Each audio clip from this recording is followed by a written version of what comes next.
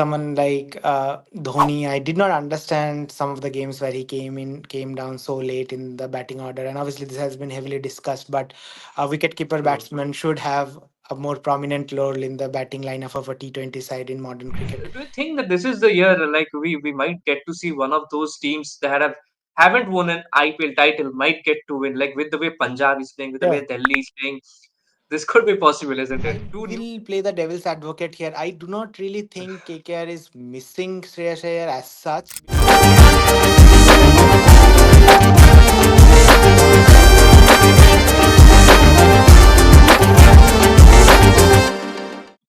Welcome everyone. The IPL season is kicking and running off thick and fast at the moment.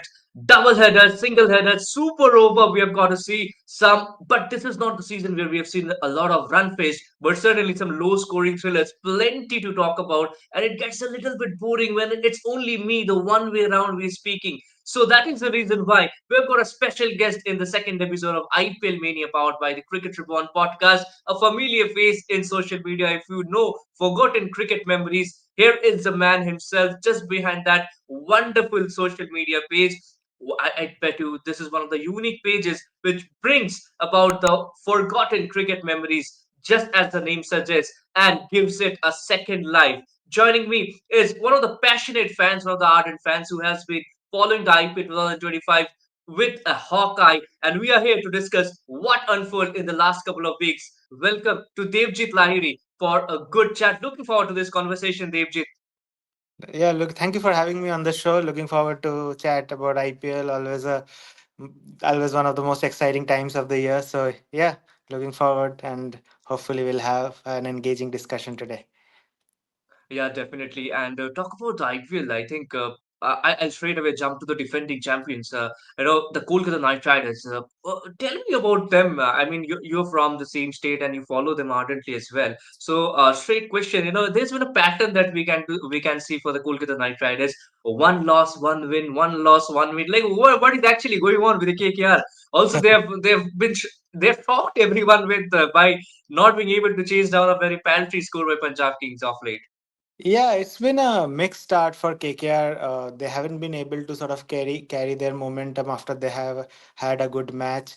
A lot of reasons behind it. I think one of the main reasons could be the change in the think tank behind the team. Although they retained a lot of players, the core think tank has changed, and uh, the captain, obviously Gautam Gambhir, those were big names in the dressing room. Um Also, more than that, I think their cricket is of like the results in cricket are based on very fine margins. So KKR has been on the wrong side of that in some of those matches, and that is True. mainly down to the collective loss of form of the middle order, especially from Yeah. Venkatesh Iyer onwards. So that was a set of players who were doing relatively well last season. They were all chipping in whenever True. required. So that has not happened. If you look at the top of the order, Nareen, if you think of him as a pinch hitter, he has been still relatively okay this season. But compared to last season, it has been a downgrade. Uh, Quinton de Kock has been good in one match, but haven't really replicated the consistency of, say, someone like Phil Salt. Phil Salt wasn't always scoring the big runs, but he was giving that start to KKR, which hasn't come by often. Uh, Rahane, who was a kind of a surprise pick at the end of the auction, but he has been surprisingly very, very good. He has obviously evolved his T20 game over the last year or so. So he has actually been very good. But yeah, I think it's been a very inconsistent start, and I kind of there are like couple of reasons behind it. One is obviously the think tank change, and obviously the collective loss of form that you could call from numbers four onwards in the batting lineup. So that is something they would look to rectify in the coming matches. Yeah, and rightly mentioned that Ajinkya Rahane's form is not a concern, but somewhere down the line, do you see, like, obviously Ajinkya Rahane is one of the great leaders from the domestic setup. We've seen him how he have won championship for Mumbai itself. His captaining the Indian team down in Australia in Hmm. 2021 BGT in the absence of Virat Kohli and so many cricketers. So there's no doubt there's a question Yeah. about Rahane's captaincy. But do you think somewhere they are missing Shreyas Iyer, or is he that missing piece in the puzzle? Because Uh, like both are different captains. But again, like this is what the fans want to hear. Yeah. I will play the devil's advocate here. I do not really think KKR is missing Shreyas Iyer as such uh because if you obviously Shreyas Iyer has improved as a batsman a lot in the last 12 months, but if you look at his performance last year, purely his batting performance and overall impact in terms of batting with KKR last year and compared that to Rahane's batting performance this year, I wouldn't say there is too much of a difference in terms of the impact they are creating coming in True. at number 3 or 4. But uh, captaincy wise, obviously Rahane took some time to settle into the new setup, so that will take some time in terms of the transition to happen. But in the long run, over the course of the season, I think Rahane is capable enough to sort of lead the side. What has happened is mainly the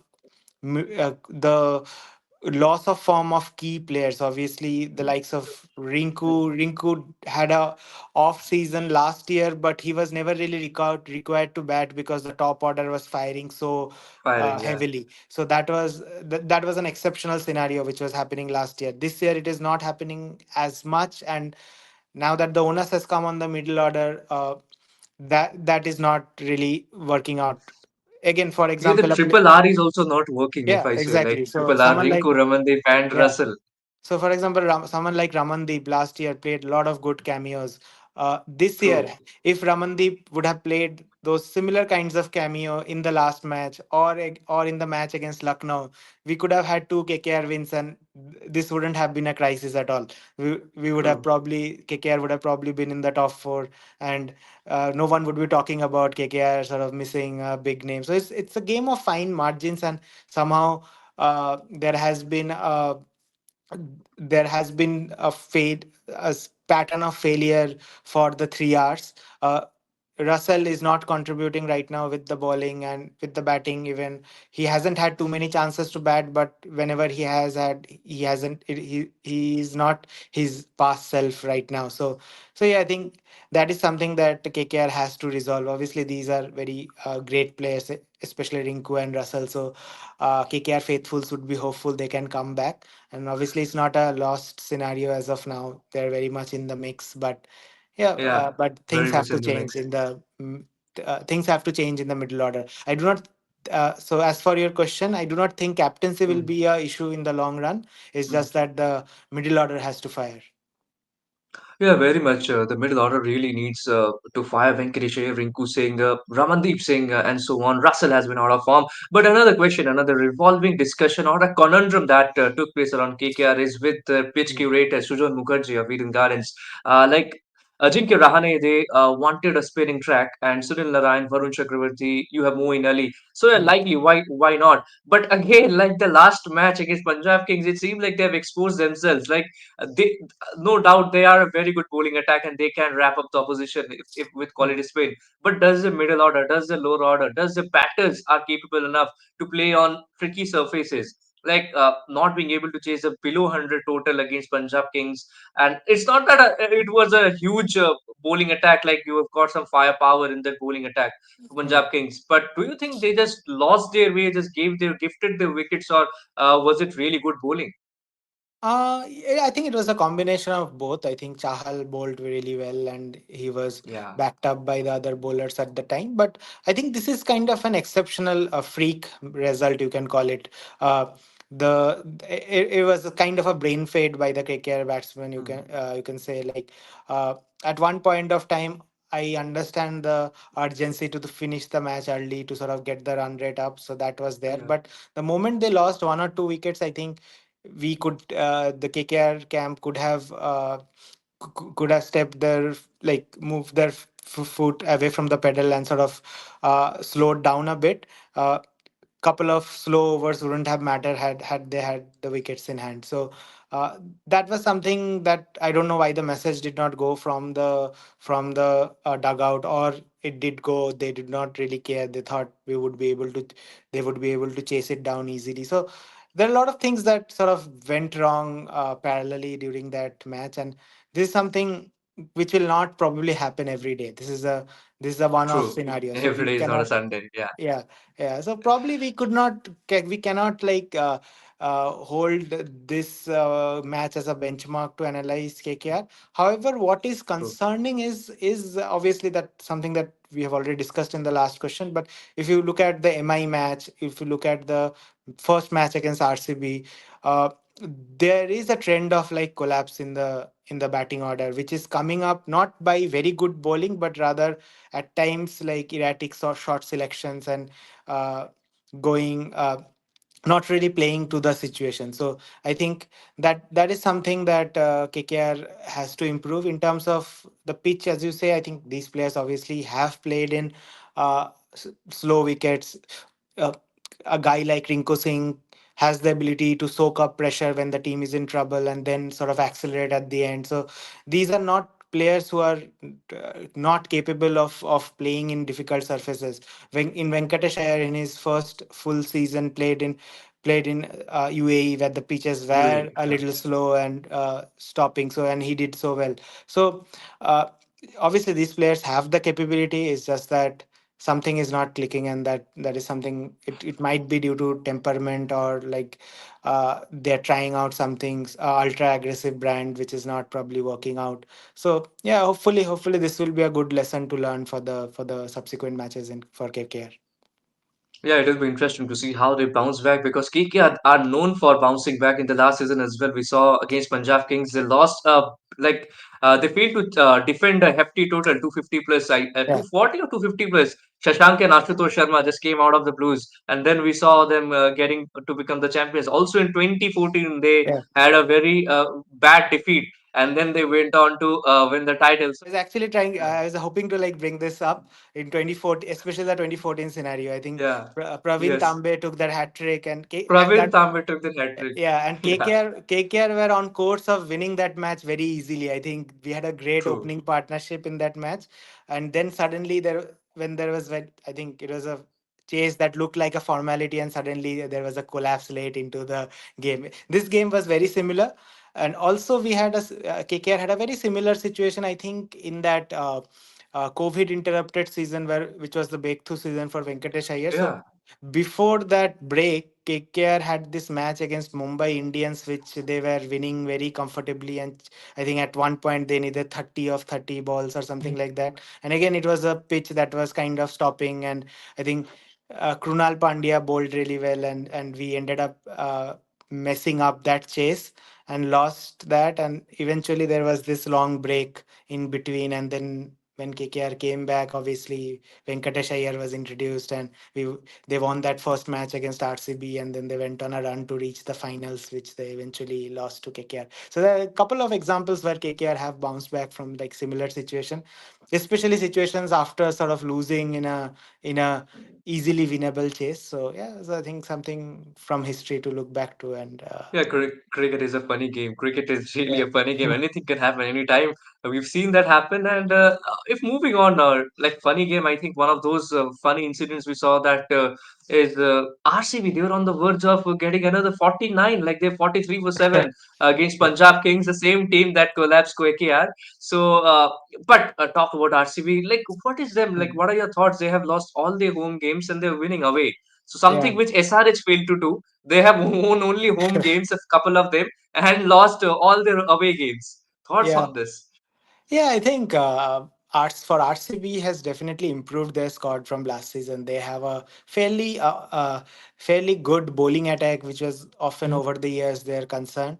Um, one of the one thing that was questioned before the start of the season was their spin department. There is a little bit of Yeah. inexperience, especially with Shreyas Sharma, who is a very good talent but can be a little erratic at times.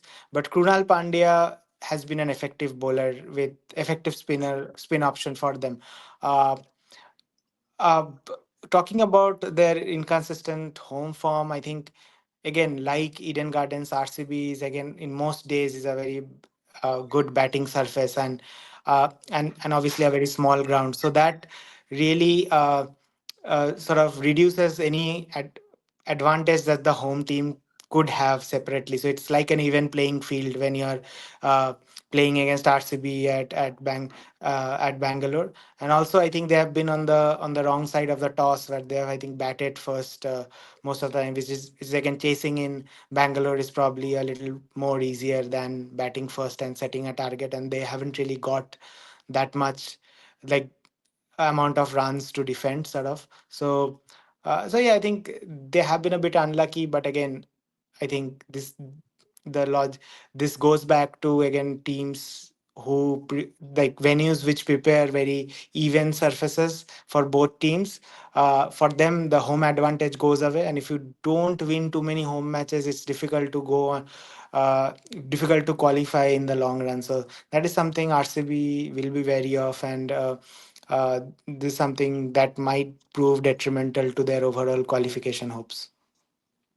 Yeah, and we've seen every time RCB tends to get a good start to the tournament, but somehow they lose that momentum all of a sudden. Somehow it's either they somehow manage to get to the playoffs. The last season, they were invincible at the fag end of the season, and this year again, like it seems like they're quite erratic. Get a good start, but again the home games they're losing. The RCB fans, I feel pity for them. Like even the WPL this year, RCB failed to win failed to win the home games. So yeah, let's see how things unfold for RCB. But talking about another two teams that are relatively doing well and haven't won a title is Punjab Kings and Delhi Capitals. Do you think that this is the year like we might get to see one of those teams that haven't won an IPL title might get to win, like with the way Punjab is playing, with the Yeah. way Delhi is playing, this could be possible, isn't it? Two new Yeah. captains as well. Yeah, definitely. I think Delhi and Punjab, they look in pole position to qualify for the playoffs, and if we have at least two or three teams in the playoff who haven't won IPL, the odds of a new team winning is obviously increases. And I don't know about RCB, but I think Delhi and Punjab, they both look a very settled unit, and like, although it's a new look team, but they already look very settled in what they want to do, and they currently, like, they're in the top half of the table, and they look like they might qualify. So yeah, good. I mean, good omen for their fans, and uh, yeah, I mean, hopefully they might have a chance at the shot at the title. Yeah, and Delhi Capitals, I talk about that super over. I'm not sure if you have watched that match, Mhm. Devjit, but Mitchell Stark was spot on. I Yeah, mean, we saw the beast Mitchell Stark. They, what yeah, are your thoughts on that? Like, Rajasthan Royals seemed out of nowhere, like they were facing a peak Mitchell Stark and just yeah. collapsed.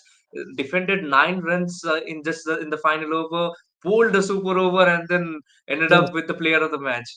Yeah, I mean, obviously he's a quality bowler. Last season around this time, he was getting a lot of criticism because he wasn't really doing well. So Yeah, again, going back, this is another player that, like, people are talking that KKR is missing. But if you compare it to the championship winning season at this point of time, he wasn't really making any impact at all. It true. was same as this year. So there's no difference in that respect. But yeah, obviously, Stark has carried his form from the end of last season to the new season here with Delhi, and he's doing pretty well. Obviously, he has that experience to bowl in the super over as well as the death overs, and uh, great to him that he has sort of turned up for this IPL and looks hungry to do well again. So yeah. Hope that it's a big asset for Delhi to have, and obviously a player of like Stark's stature, even if when they don't do well, they have that X factor or fear factor for the team. So that obviously plays into the minds of the opponents a bit as well. I believe. Yeah, true, very much true. Mitchell Stark, one of the goats of all time. I mean, goats in cricket. And I would switch our attention towards the five title winning teams. So that is Chennai Super Kings and Mumbai Indians. Firstly, I will start off with Chennai Super Kings. Reeling at the bottom half of the table, what has gone wrong? You know, Thala is still playing. Jadeja haven't really clicked with the bat or with the ball even. Like not Mm. the Jadeja we know. Ashwin is back at his home. Not Mm. things not really happening with Ruturaj Gaikwad out. I think the yeah, it's the injuries have only deepened for them. Yeah, I think it's a very. S- I mean, uh, I'm very surprised to see how they have gone about their business, especially in team selection over the last few years. And obviously someone like Dhoni and Ashwin or Jadeja, they are great players, but then they have not really created the desired impact for them to sort of win matches. Uh, Someone like Dhoni, I did not understand some of the games where he came down so late in the batting order, and obviously this has been heavily discussed. But a wicketkeeper True. batsman should have a more prominent role in the batting lineup of a T20 side in modern cricket, and he obviously has shown that he can bat aggressively even at this age whenever he has got the chance. Then why not him getting an opportunity to impact the game in a more significant way?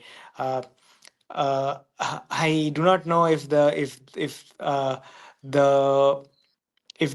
the environment around the Chipok Stadium has impacted the team, where there has been a lot of star worship kind of a support in the Chipok, where uh, the team's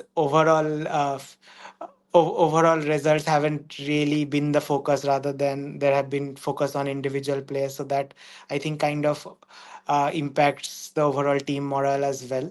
uh, in terms of their performances, as you said, the experienced players haven't really clicked. Their captain is injured right now. uh, their openers, especially, I think Conway, he's not had a good start to the season. uh, Rachin Yeah, Ravindra, I he's been think. in and off as well. Yeah. Like So and Rachin, I think he got a good yeah. scores in the early half of the season, but again, like all of a sudden, Yeah. things just not working. And with Chennai Super Kings, you don't see a side like who are making constant amendments to their lineup because they always want to settle into with their Hmm. like in the first 2 to 3 games they try to settle and find their uh, perfect settled 11, but this hasn't been the case this year. And it's seven like we're halfway through this league stages. Seven play every team have played 7 games, like mostly every except GT and DC. So, but again, like CSK are yet to find their combination. That is something we don't get to see Yeah. from CSK. Yeah, I think obviously when you have a poor run of results initially, you try to change and chop things and try to see what the right combination is. And uh, it's not too late for them. Obviously, there is still a ray of hope, maybe, but yeah, Yeah. I think it hasn't been a good season, and I think there's a lot to ponder upon at the end of the season for the management in how they want to take the team forward.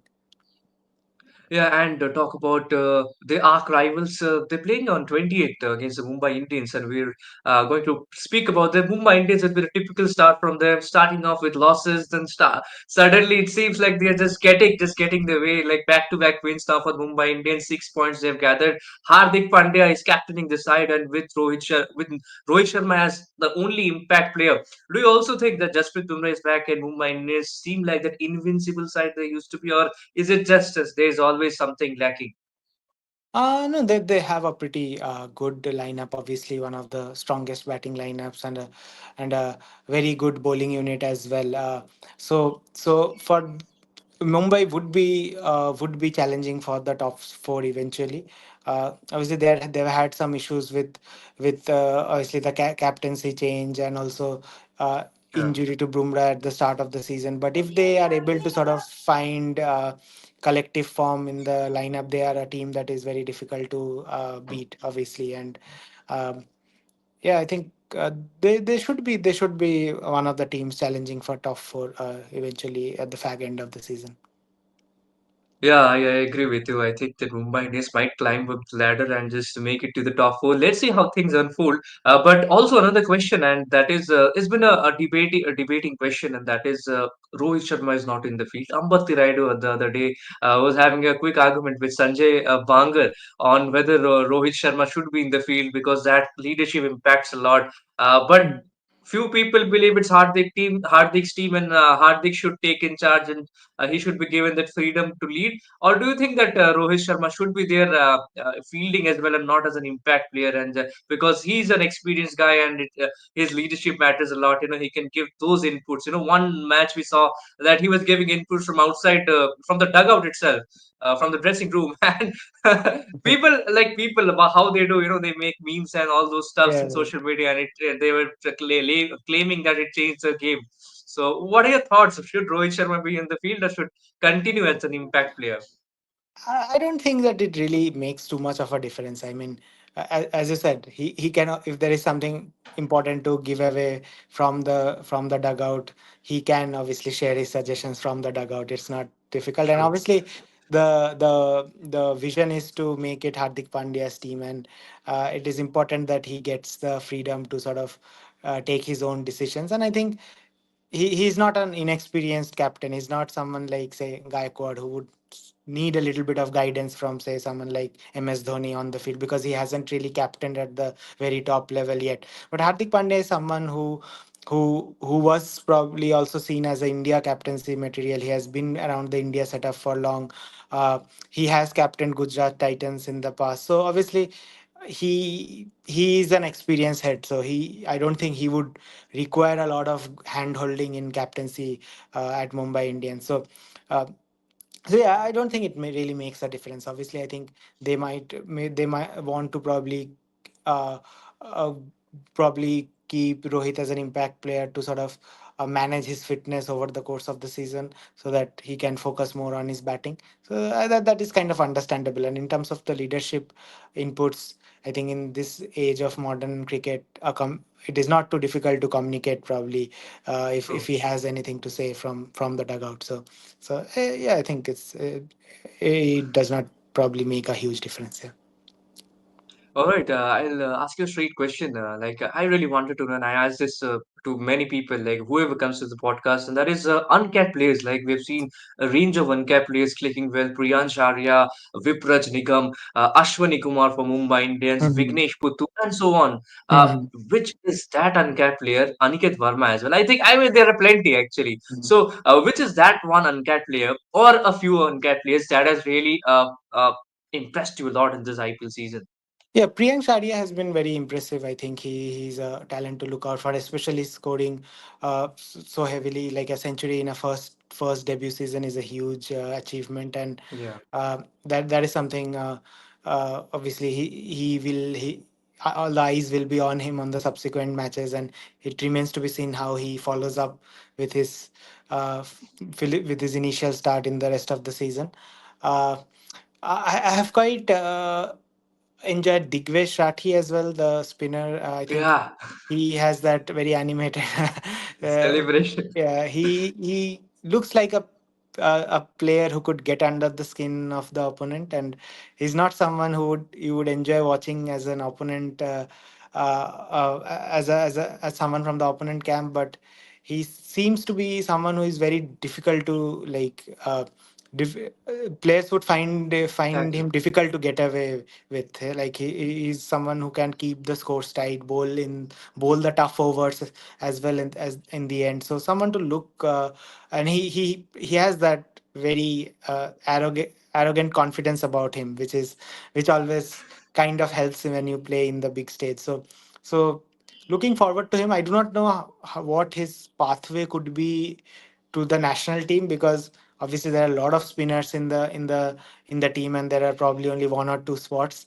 But given India plays a lot of tours these days where other players are given opportunities, he might not never make it to maybe say the World Cup teams or the T20 teams, but he could be someone who could play some of the bilaterals if he sort of develops in the same way. I think he has that confidence about him where he could sort of go a long way. Another player who has probably uh, who has played previously but still is an uncapped player is Nehal Vaderia, I think, Yeah, from Nehal Vadera of Punjab Vadera. Kings. Yeah. Yeah, So yeah, they're superb. he looks like a serious player. I do remember him playing for Mumbai against KKR in one of the matches where KKR were on their course to win, but he came in and hit a few lusty blows. Similarly, here, especially in today's match, there was a time when I think Suyash bowled 4 dots in a row, and for a young player, Yeah, it could he get a seemed a little bit really. struggling. Yeah, so Yeah. you could really, they were all over them, and then suddenly he was Mhm. able to keep his calm and hit two big shots, and which totally released the pressure, and then he was eventually able to sort of finish the game. So he looks like a very technically sound and a very good left-handed batsman, and looks like a very bright future ahead of him. Yeah, I completely agree with you, man. And I think that that's two left-handed batters you have pointed out, Priyan Sharia, Nehal Badhera, and the other one is a spinner, Digvish Rathi. So any affinities you've got with left-handed batters, southpaws? Not really, but yeah, left-handed batsmen, Yeah, southpaws are that obviously very good left-handed to watch. class, left-handed Yeah, elegance. they're good to watch, obviously, always. Yeah, obviously. And talk about batting, I think one of those tools that we have seen the umpires using is to check the bat. And we have seen Riyan Parag's bat, Sunil Narayan's bat being checked, and we have had seen some conversations with umpires as well to see that the bat's weight and the bat shape is the proper one there, and they're not using too heavy bats. So, how do you see these kind of how do you see this phenomena? Is it a good or is it a bad thing for cricket? I mean, I mean, the bowlers, if you're a bowler, you would be really proud of that. yeah, I mean, IPL has become a batters tournament for some time now, and Yeah. obviously, bringing such things only sort of give a little bit of something back to the bowler. So I do not mind it happening. Obviously, it does not stop the play for long, or it is not really impacting the flow of the play. So yeah, I think if it's in the law, there is no reason not to impose it. Yeah, and I think the good thing that the BCCI and the IPL Governing Council has done this year, I mean, they have favored the bowlers to greater extent, and we can see in the results as well. No more those high-scoring encounters, the run feast. Like we've seen the SRS score 280 in their first game against, I think, Rajasthan it was. All right, Devjit, before we wrap this session up, I've got a prediction time. So yeah, straight up, firstly, I would love to ask you, what are your predictions for the playoffs and the champions as well for IPL 2025? So I think for the playoffs, I would go with Delhi, Punjab, Gujarat, and for the fourth position, I think it will be a tussle between a lot of teams. I think uh, I have an inclination to go with KKR because I support them. Hopefully, they'll show their champion mentality and somehow sneak in as the fourth team. And who do you see them winning? Like, don't say KKR. I mean, obviously they can, but if there's one team along with KKR, then who could that be? I think it could be Delhi Capitals because they have a pretty good core Yeah. Indian setup in the team, and Mm. historically, a lot of teams with very good core Indian players do well, and I think they have been doing well, especially uh, with the weight of captaincy gone from KL Rahul, and Aksar has been surprisingly very good on the field, and so yeah, I think they have a good chance, and they've started off well, and could be a good chance for their first IPL title.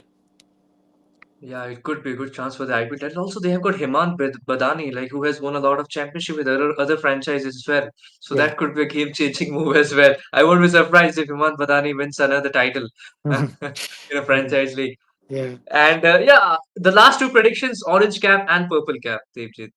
Ah, I'll have to see who is currently leading the orange cap race. Currently, Pooran is leading with Sai Sudarshan behind. There's Mitchell Marsh at number three, if I'm not wrong. Hmm. Surya must be in the top five, and Shreyas, Virat Kohli, they're just around hovering around the fifth and sixth region. Yeah, I think let's go with. I think if Gujarat Titans make it to the playoff, I think they'll get some few more extra games, and uh, I'll go So with you're Sai going with Sai Sudarshan. Sudarshan. And he gets, Yeah. obviously, being a top order batter, he'll get most balls to sort of face. So let's go Mm. with the young Indian batter for the orange cap. And for the purple cap, I think I'll be a little selfish in this. I'll go with Varun Chakravarti. I think he's in the top five or six right now, but uh, Yeah. I think if KKR goes to the playoff, plays the eliminator, and then if they go even ahead, I think over the course of the season, I think Varun Chakravarti he's right now the MVP for KKR and as also the Indian team, obviously. So True. I back him to make up the wickets to reach the top of the charts. I think he was pretty unlucky last year as well because some of the matches got washed out. Otherwise, he could Yeah. have been actually the purple cap holder. So yeah, I'll go with Varun Yeah. Chakravarti.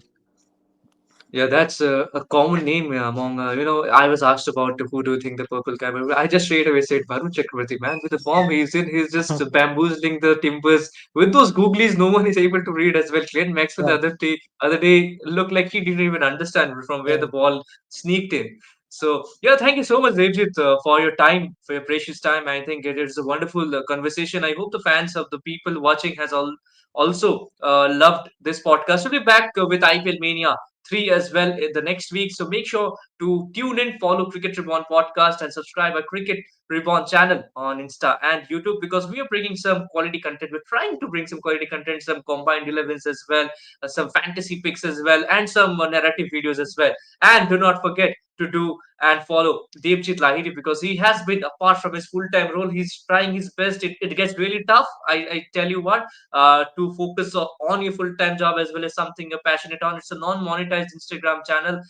He's doing some wonderful work as well with Forgotten Cricket Memories. Make sure to follow him. And yeah, we'll see you once again the next week. Thank you so much for having me. It was great talking. Really had fun. Yeah.